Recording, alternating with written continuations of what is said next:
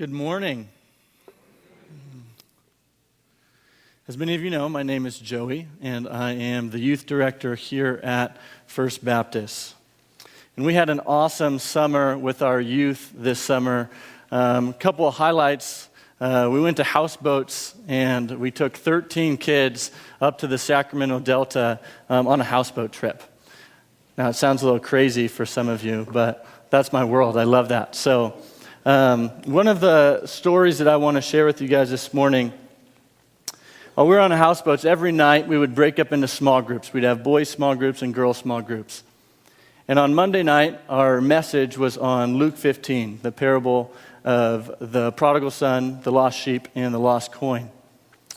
And as all of our boys were sitting in a circle on the top of the roof, all of us started just opening up and sharing about the struggles that we were facing, the hardship we were going through, sharing about these storms that were raging in our lives. And I remember looking up and looking around the circle, and every single one of our boys had tears flowing down their faces. And in the midst of us sharing these hardships, God showed up, and He was sitting with us amidst the storm. And I share that with you guys this morning because I think in some way or another, all of us go through these times of hardship. All of us go through these storms. And that's what we're going to be talking about this morning. And I think there's kind of three things that come to mind: trust, doubt, and love. We can't get through these storms without trust in Jesus. And oftentimes the storms are so big that they lead us to doubt Jesus. But even in our doubt, Jesus' love for us never fades, never goes away. So we're going to be looking at Matthew chapter 14, 22 to 33, as we continue our series on conversations that Jesus had throughout the Gospels. Now, before we get into the passage, I want to give a little bit of background.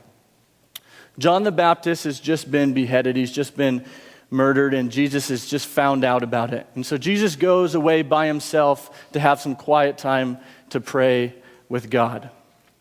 But as Jesus goes away, he's interrupted as people follow him there, and he has compassion on them, and he heals their sick. And it leads to Jesus feeding the 5,000 people with 5 loaves of bread and 2 fish. And that's where we pick up our passage today, Matthew 14, 22 to 33.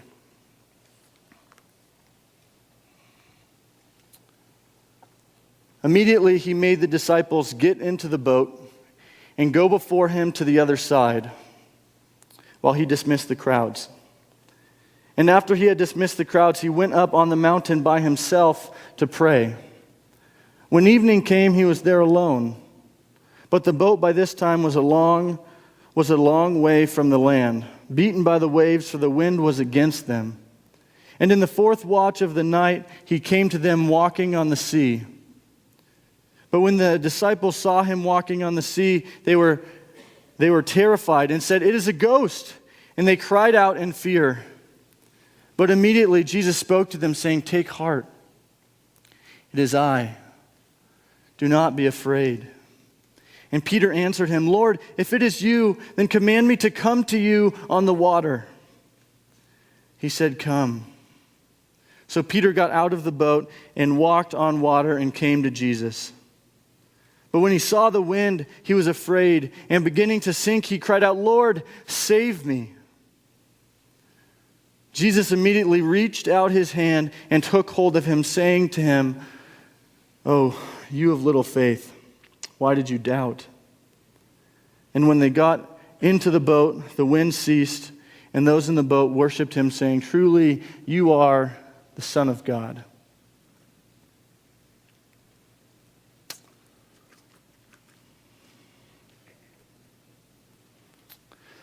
So as we read this, I want to focus to start off just on the first few verses that we see in 22 to 23.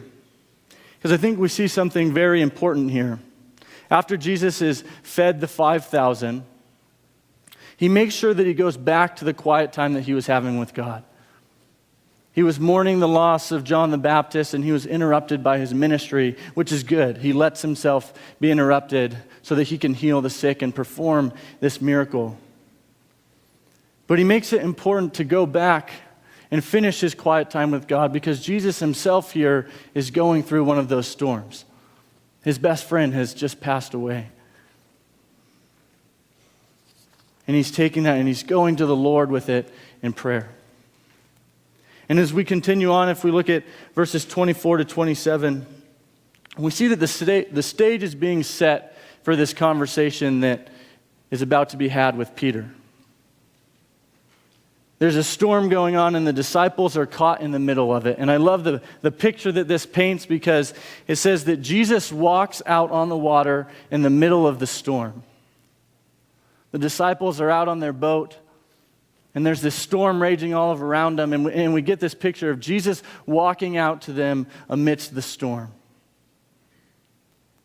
So I want to take a second and think of whatever storms we have in our lives. Maybe we're facing just some heavy winds. Maybe it feels like we're facing a full-on hurricane. Maybe work is stressful. Maybe family drama is stressful. Maybe your marriage is stressful. Maybe you feel like there just aren't enough hours in the day. Maybe you're mourning the loss of a loved one.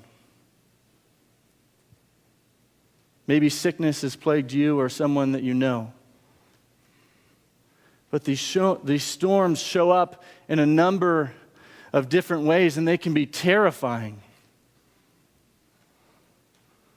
But Jesus is walking out to you amidst the storm, and he's saying, don't worry, I'm here. It's me. So this morning, we're going to be looking at how Jesus is with us in the middle of these storms. How do we go to him? What happens when we lose trust in him? What happens when we doubt? What does it mean to experience God's love? And that's where our sermon title comes in: Trust, Doubt, and Love. We can't get through these storms without trust in Jesus, but these storms are so big and so scary that oftentimes they lead us to doubt Jesus. But even in the midst of that doubt, Jesus' love for us never fades. So with that, I want to launch into the conversation that we see being had here between Jesus and Peter. Verses 28 to 33.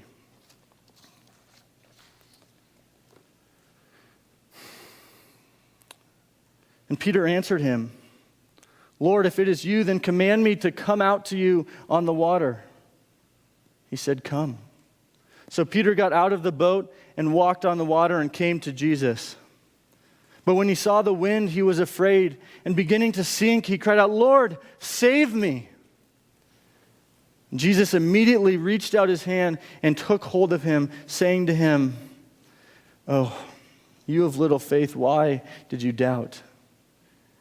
And when they got into the boat, the wind ceased, and those in the boat worshiped him, saying, truly, you are the Son of God. Now, as we read through this conversation, I see it being broken up into three different parts. And those are the three things that I said before: trust, doubt, and love. And so the first part is Peter follows, which is also trust, verses 28 to 29. Peter doubts, verse 30, which is doubt. Jesus saves him, which is love, verse 31 to 33. And as we go through those this morning, I want you guys to think of, where am I at?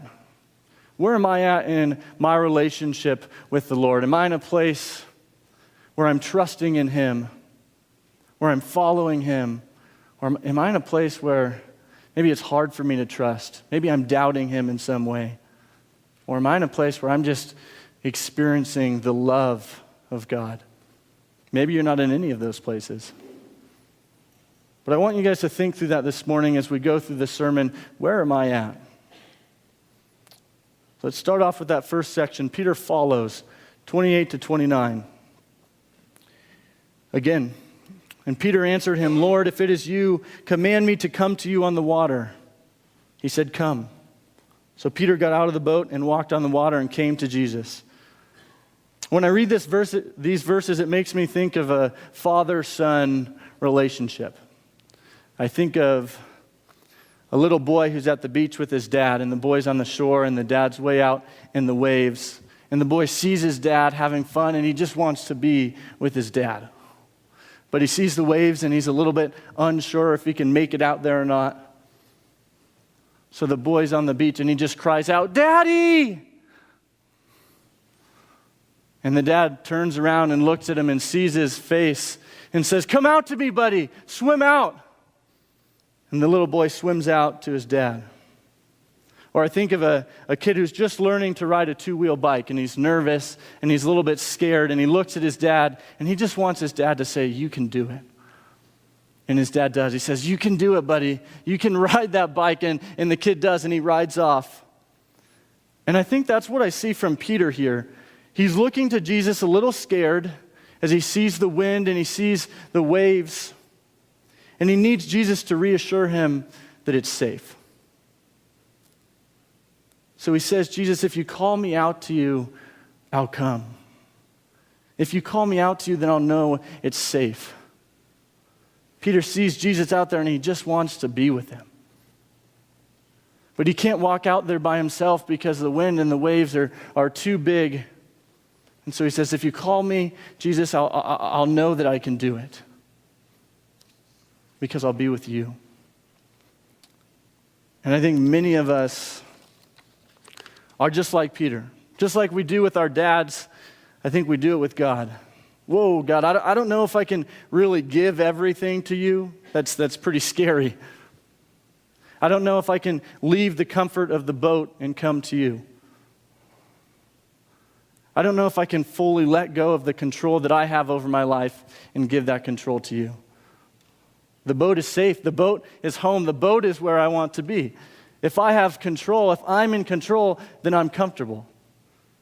But God, if you call me out to you and you ask me to come to you, then I'll know that it's safe. And how amazing are those first few steps that we see Peter taking on the water. Again, I think of a little boy riding a bike. It's his first time riding a two-wheeler. He's screaming, "Daddy, I'm doing it, I'm riding it." And I think of Peter. Peter steps out of the boat, he lets go of his control, and I think of him, and I think of this image of him swinging one leg over the side of the boat, and he kind of puts his toes in the water, and he pushes down, and he's like, "Oh, I'm not sinking. I'm not going down." And he swings his other leg over the side of the boat, and he stands up. And he's like, I'm not sinking. I'm doing it. I'm walking on the water. I can see the pure joy on his face. Peter's looking down at his feet, and he's not sinking. God is keeping him on the top of the water. And I think this symbolizes that Peter's letting go of the control that he has. He's stepping out of the boat, and he's giving the control to God, because Peter can't walk on the water by himself. We can't walk on water on our own. I've tried it in the pool. It doesn't work out very well. I maybe get one step in.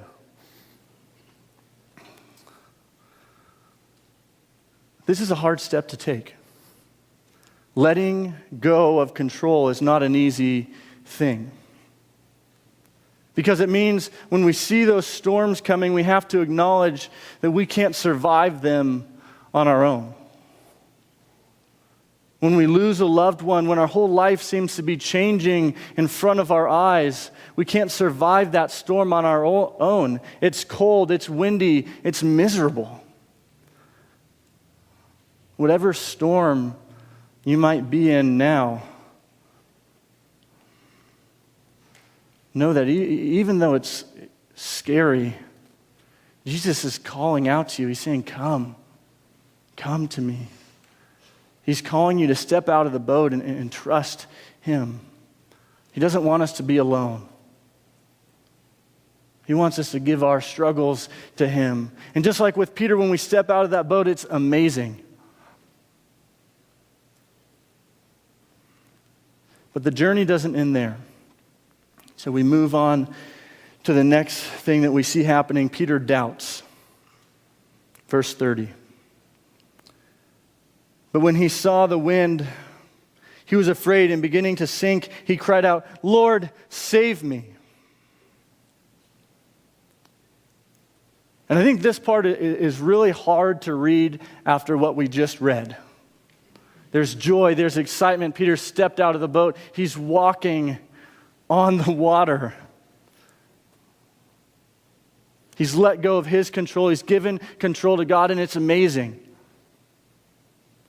Maybe some of you have felt this. Maybe you're feeling it now. You've been able to give the control to Jesus and trust in him. Maybe others of you are looking up at the wind and the waves, and it's terrifying. And again, it's just like that first time when a little kid rides a two-wheel bike. He's screaming, "Daddy, I'm doing it! I'm doing it!" But then he realizes he's focused so much on pedaling that he forgot to learn how to steer, and he runs straight into the neighbor's trash can and falls over. And I think that's kind of what we see Peter doing in this passage. Peter takes these first few steps, but as soon as he looks up and sees the wind and the waves, he's reminded of the storm that he has to walk through, and he begins to doubt. And he's no longer walking on water, but he's sinking in it. He's drowning in it. And I don't think Peter is the only one that this has ever happened to. Maybe the walking on water part. But Peter sees the storm and panics. And he doubts that God is really in control. He doubts that God is really going to bring him through this storm. He doubts that God is going to protect him. And I wonder if he maybe even thinks, "I wish I was still in the boat." How many of you have ever done that? Man, I wish I was in control because I could probably do it better. I know I've done that before.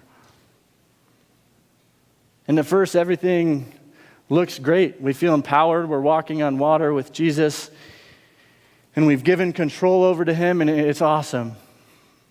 Then boom, we see the wind and the waves. Boom, the whole Ojai Valley is on fire. Or your world has been rocked by the loss of a family member. Or all of a sudden, your closest friends are moving away and you feel lost without them.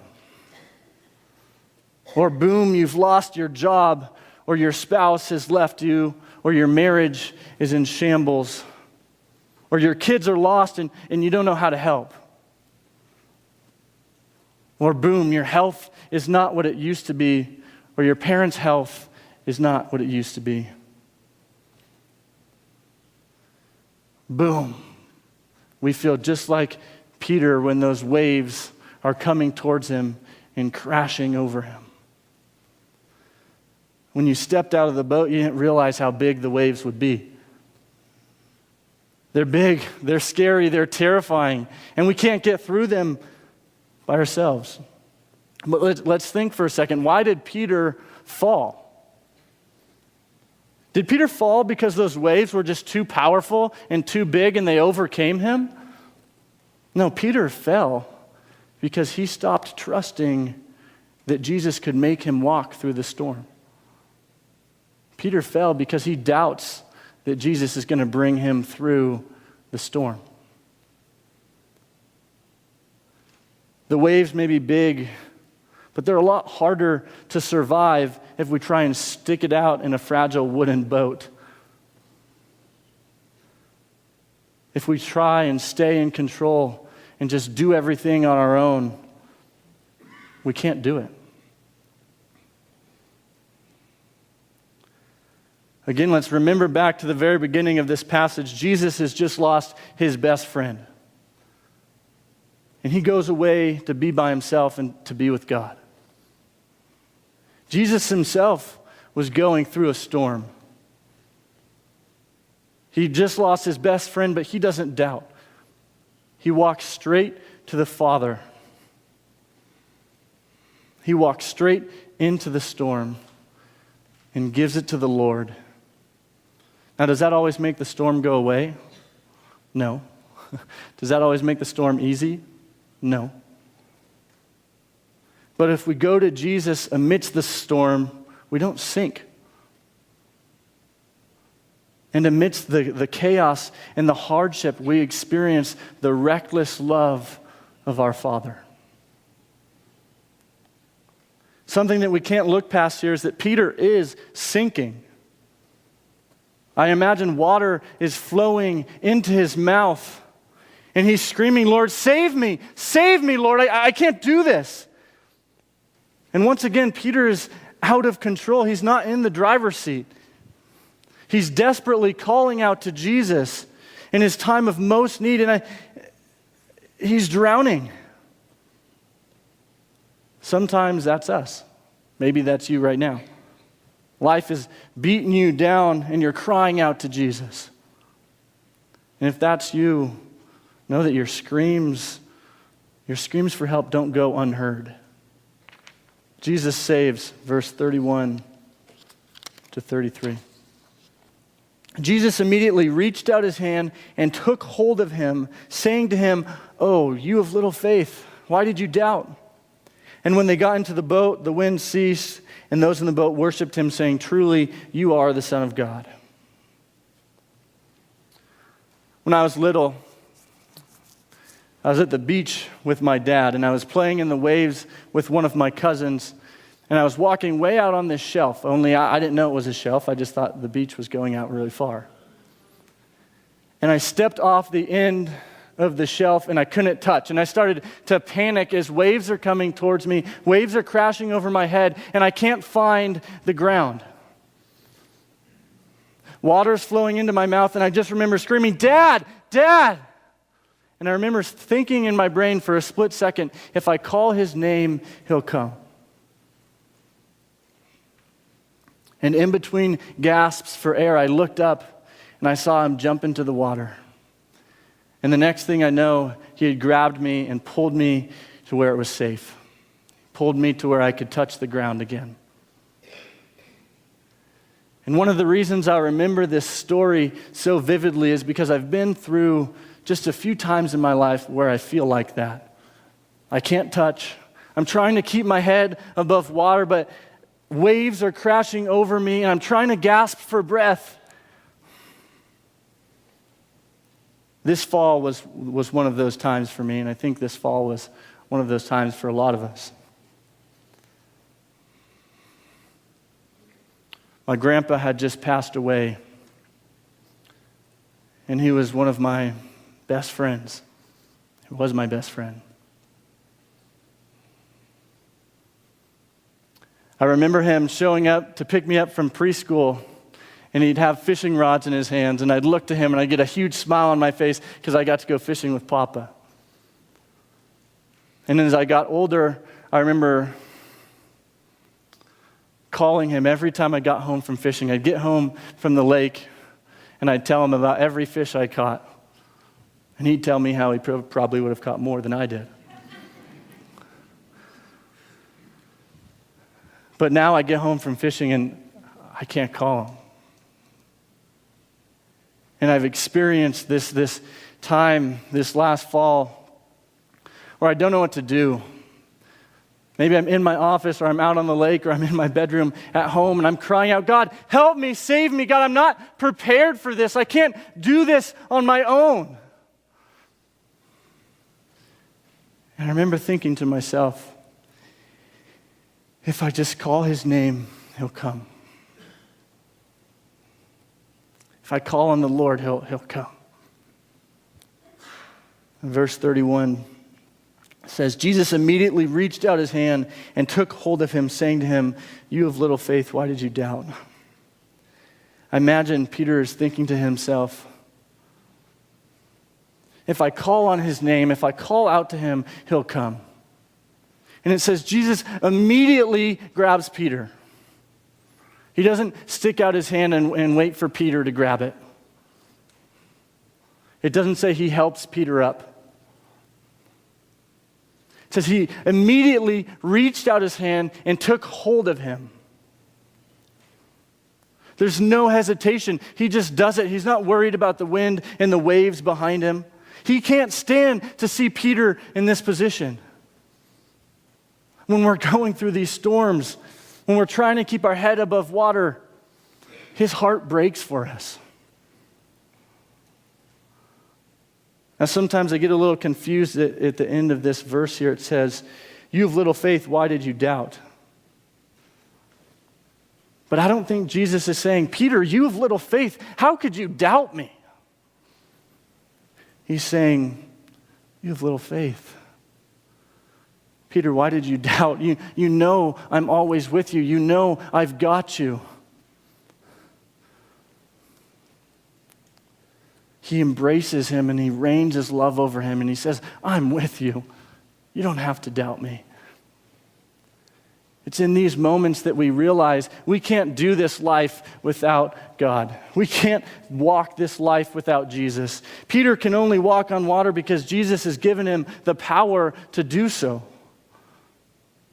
When he doubts, he can't walk on the water anymore. He begins to sink. Life throws all sorts of storms our way. It throws us loss of loved ones. It throws us change that we don't want. It throws us addiction. It throws us fire. It throws us the fiercest storms that we could ever imagine. But in the midst of that storm, even if we're sinking, Jesus is reaching out to you and he's grabbing you. He's standing there and he's saying, "Come. All that you need is found in me. I hold you in my hand and I won't let anything snatch you away." John 10. He says, "Mourn with me, cry with me. Whatever you do, just do it with me. Let me be with you." Jesus loses his best friend and he mourns the loss of John the Baptist and he finds comfort in the Father. His best friend was just murdered. And he models to us how to grieve. Go to God. Cast your burdens on him. Even when we fail to do that, he reaches out to us and he grabs us. He can't stand to see us away from him. In this passage, we see the intense love that Jesus has for us. We see the strength of his love. We see the reckless love of Jesus. Reckless. That doesn't seem right. How is God reckless? How is God's love reckless? In Luke 15, as I said before, we went through this on houseboats. In Luke 15, we see 3 parables. I want to focus on 2 of them real quick. In the first one, Jesus explains that if a shepherd has 100 sheep and one of them is lost, doesn't he leave the 99 and go and find the one? Jesus is telling this parable to the Pharisees to communicate to them. He would leave 99 righteous people who do not feel like they need to repent, who do not feel like they're full of sin. He would leave 99 righteous people to go and save the one who is stuck in their sin, who is trapped in their sin, and knows their sin, but can't escape it. In the last parable, Jesus tells of a son who has left his family. The son has taken his inheritance and he's left. He's wasted away all the money. He's disgraced his family. And in this culture, it would be absurd to even think about bringing that son back home. But as the son comes home, the father runs out to him, embraces him, hugs him, and kisses him, and throws him a party.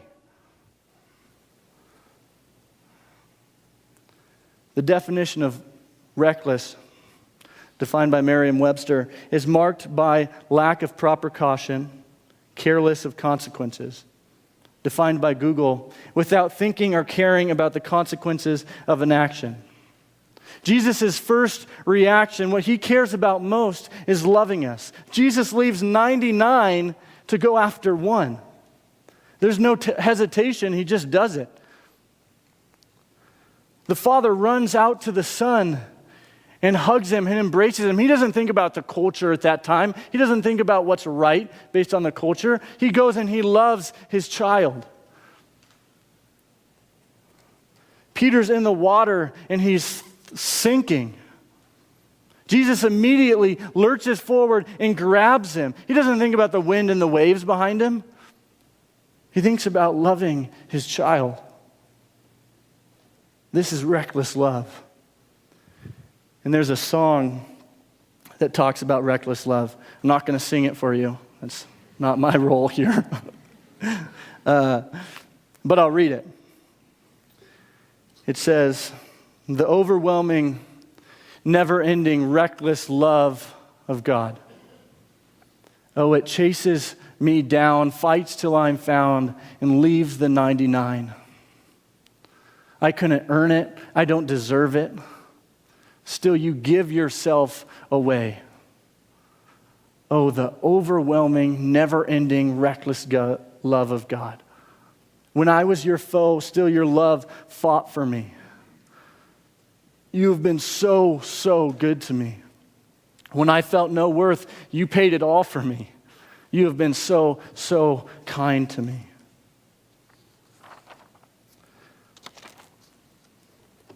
We don't deserve God's love.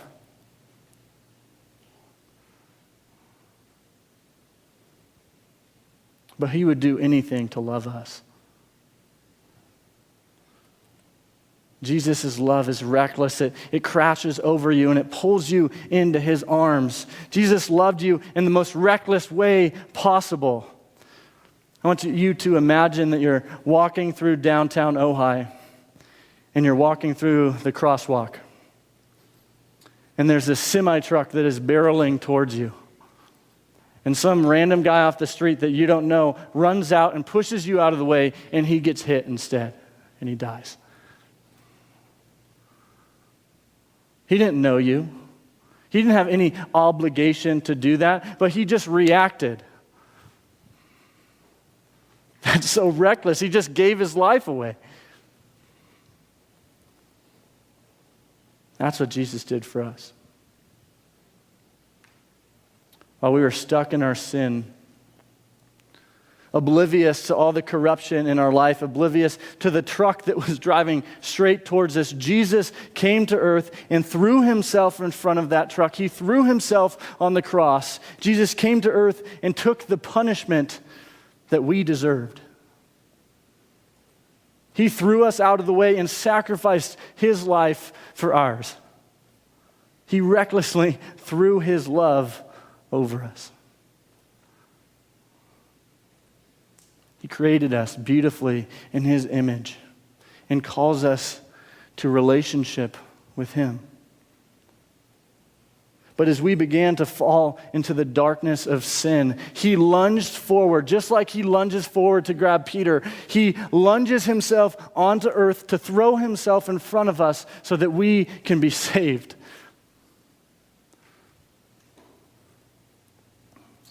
Now, at the beginning, I asked you guys to think of where you're at with God. Maybe you're feeling like you're kind of in that first step that we talked about. You're in the boat. You enjoy being in control. But it's weighing heavy on you. And you're looking to Jesus and you just want him to call to you. You're in control, but you don't know if you can handle it much longer. You want Jesus to ask you to come. If that's you, God's reckless love is covering you. He's ready to embrace you. He has tears in his eyes, and he's calling out to you. He has tears in his eyes because he sees the pain that you go through. And he wants to love you in the midst of the storm. Maybe you're kind of in that second section that we talked about. You've walked on the water, you've walked with God. Maybe you've walked with God for years. Maybe you've only been a Christian for a couple of months. But there are some crazy storms that you're looking at right now, and you don't know if you can survive them. Maybe you're gasping for air at the surface. Maybe you're crying out for help. The help is there. Jesus' love is pouring in you. He doesn't hesitate. He lunges forward and pulls you up. Maybe you're in a place where you feel like you have a very surface level relationship with God. You're going through hardship and difficulties, but that's for you to handle. That's for your control.